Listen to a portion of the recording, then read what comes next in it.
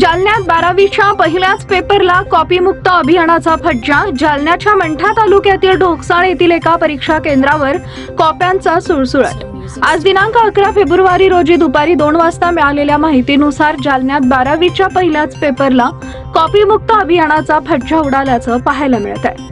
आजपासून 12वीच्या बोर्ड परीक्षांना सुरुवात झाली असून परीक्षेच्या पहिल्याच दिवशी जालन्याच्या मंठा तालुक्यातील ढोकसाळ येथील एका परीक्षा केंद्रावर कॉप्यांचा सुळसुळाट पाहायला मिळाला। आज 12वी बोर्डाचा इंग्रजी विषयाचा पहिला पेपर होता। या दरम्यान कॉपी बहादरांना चिठ्ठ्या पुरवण्यासाठी काही तरुण चक्क परीक्षा केंद्राच्या कंपाऊंडवर चढून मागील बाजूला खिडकीमधून विद्यार्थ्यांना कॉप्या पुरवत असल्याचा व्हिडिओ समोर आलाय।